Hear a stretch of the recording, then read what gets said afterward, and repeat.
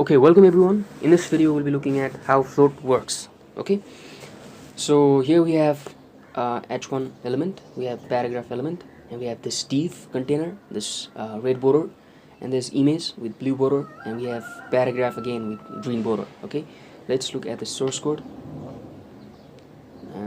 Here after the body we have this s2 and then p and then div container, and inside of this div we have image and we have p.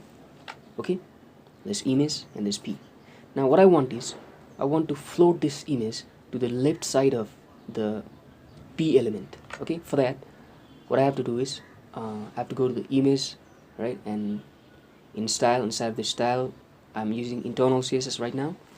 So inside of the image tag I have to add float left,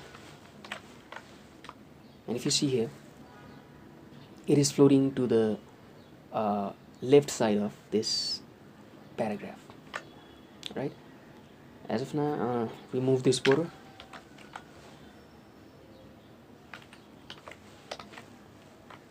And let's see.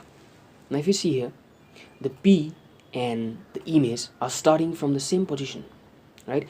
Now because they are starting from the same position, I'll show you how. I'll show you why, and also it will be more clear if we set the size of image less. Okay, now if you see here they're starting from the same position. So basically float, what it does is float simply shift an element to side of the next element of the floated element. That means here you can see there's image and there's p after the image element, right? Now what float does to the image is float will shift the image to the left side of the next element, meaning the image will be shifted to the left side of p element, right? So that is what float does. But if you want to start the next element, this one paragraph, to the next line of the image, you can use clear.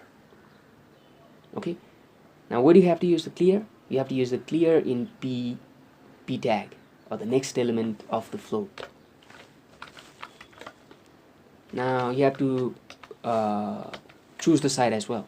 Now if the image is floating to the left, you have to choose clear to left. Okay, now if you do here, now if you look at here, you can see the p element has been shifted to the next line.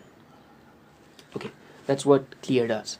Now again, we want to now see the issue of overflow in floating. Okay, in floating, when we are floating, there comes an issue of overflow. We'll look at that now.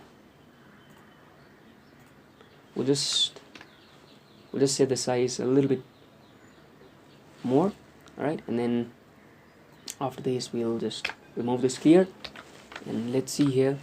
You can see the issue of overflow. There's a paragraph over here, right, and there's a there's an image over here.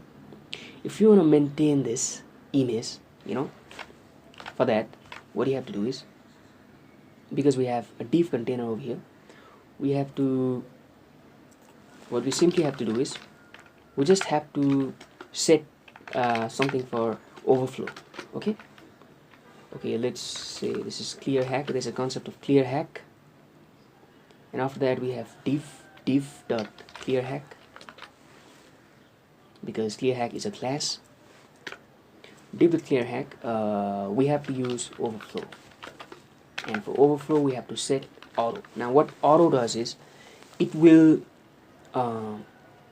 basically wrap the content. If you see here, it is wrapping the content, because this div is clear hack, and before it, okay, you have to set the border to make it more clear. To make it more clear what actually is happening inside of the HTML element. Okay, now you see here, before we set overflow, the scenario is something like this one.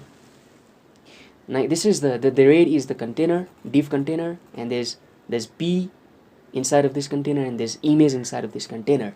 But if we if we float the image, there comes an issue of overflowing, right? It is overflowing from this div container.